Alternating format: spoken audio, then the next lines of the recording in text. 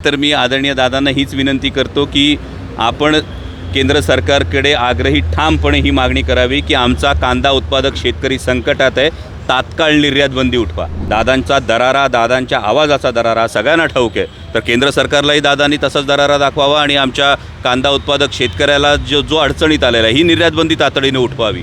8-9 वर्षानंतर कांदा उत्पादक शेतकऱ्याला जर 4 पैसे मिळतात तर तुम्ही तातडीने निर्यात बंदी घालता आणि जे 40-45 रुपयावर गेलेले भाव आहेत हे डायरेक्ट 15 रुपयावर पडतात। कांदा उत्पादक शेतकरी जगायचं कसं? नेमकं कारण काय आहे? याचं कारण मी कसं सांगू शकेन, कारण आक्रोश यात्रा उद्यापासून सुरू करतात, हे कारण असावं का की इतका अजित पवारांचं प्रेम तुमच्याबद्दल गेल्या 2 दिवसांपासून व्यक्त होत आहे? मला वाटतं ते जर प्रेम असेल तर मी आदरणीय दादांना हीच विनंती करतो की आपण केंद्र सरकारकडे आग्रही ठामपणे ही मागणी करावी की आमचा कांदा उत्पादक शेतकरी संकटात आहे, तात्काळ निर्यात बंदी उठवा।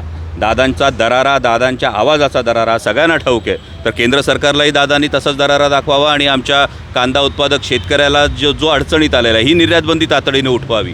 दादांकडेच फायनान्स आहे, तर दादांनी आमच्या दूध उत्पादक शेतकऱ्याला तातडीनं दिलासा द्यावा, हीच आमची मागणी आहे। बरं, या सगळ्या मागण्या करताना आम्ही कुठेही शेतकऱ्यांचेच मुद्दे घेऊन जातो। हे जे मी 6 मुद्दे सांगितले सर्वसामान्य शेतकऱ्यांचे मुद्दे। आज कांदा उत्पादक शेतकऱ्याला गेली 8-9 वर्ष बाजारभाव नाही आहेत। जेव्हा कांदा उत्पादक शेतकऱ्यांवर 40% निर्यात शुल्क हे कांद्यावर लादण्यात आलं त्यावेळी माननीय उपमुख्यमंत्री, अर्धे उपमुख्यमंत्री माननीय देवेंद्रजी फडणवीस यांनी अगदी जपानमधून घाईघाईने ट्विट केलं होतं की 2 लाख टन कांदा हा केंद्र सरकार खरेदी करणार 2410 या भावाने। माझं आपणा सर्वांच्या माध्यमातून हे आवाहन आहे की 2410 रुपये दर मिळालेला मला शेतकरी दाखवा की या संदर्भात खरेदी झाली का। म्हणजे त्यावेळी कांद्याला 4 पैसे मिळण्याची आशा निर्माण झाली होती, तेव्हा कांद्याचे भाव पाडले, ही घोषणा करून पाडले। आत्ता पुन्हा कांद्याला 4 पैसे मिळण्याची आशा जेव्हा निर्माण झाली, बरं ही गोष्ट 8-9 वर्षांनी घडते।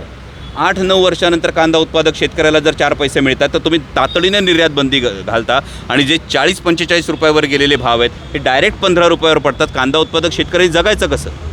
थेट निवडणूक आयोग सुप्रीम कोर्टामध्ये गेली, लोकांच्या मनामध्ये राग आहे असं सांगितलं जातं, तरीसुद्धा अजित पवार नागरिकांना किंवा मतदारसंघातल्या लोकांना गृहीत धरतात असं वाटतं तुम्हाला? मी अजितदादांचा आत्मविश्वास आहे? मला वाटतं या तुमच्या प्रश्नात अनेक उत्तरं दडलेली आहेत, पण काय तुम्हाला आणि मला असं वाटतं की मायबाप जनता ठरवणार आहे, जनतेने पाहिलेलं आहे। म्हणजे कोविडच्या काळामध्ये केंद्र सरकारने निर्णय घेण्याच्या आधी 5 लाख नागरिकांचं लसीकरण जे झालं ते फक्त शिरूर लोकसभा मतदारसंघात झालं। जसं मी म्हणालो, कोविडच्या काळामध्ये फॅबिफ्लूची 27% किंमत जी कमी झाली, ही कमी करण्यासाठीची जी आग्रहाची भूमिका होती ही शिरूर लोकसभा मतदारसंघातल्या खासदाराची होती। आज पुणे नाशिक रेल्वेचा जो मुद्दा आहे, पुणे नाशिक रेल्वेचा प्रश्न हा जवळपास सुटत आलेला आहे। बैलगाडा शर्यत ही सुरू झालेली आहे। नॅशनल हायवेच्या माध्यमातून 30,000 कोटी रुपयांची कामं ही शिरूर लोकसभा मतदारसंघामध्ये मंजूर झालेली आहेत आणि या संदर्भात स्वतः माननीय नितीन गडकरी साहेबांनी विधान केलेलं। मला वाटतं कामांच्या जोरावर आणि लोकांमध्ये असलेल्या प्रतिमेच्या जोरावर ही गोष्ट समोर येणं गरजेचं आहे आणि जेवढं मी मतदारसंघात फिरतो यामध्ये लोकांच्या मनात तरी नक्कीच आदरणीय पवारसाहेबांविषयी, माननीय उद्धवसाहेब ठाकरेंविषयी ही प्रचंड आस्था आहे आणि त्याचबरोबर केवळ निधी या गोष्टीपेक्षा तत्त्व आणि मूल्य या गोष्टींना माझ्या मतदारसंघातले लोक हे फार महत्त्व देत आहेत।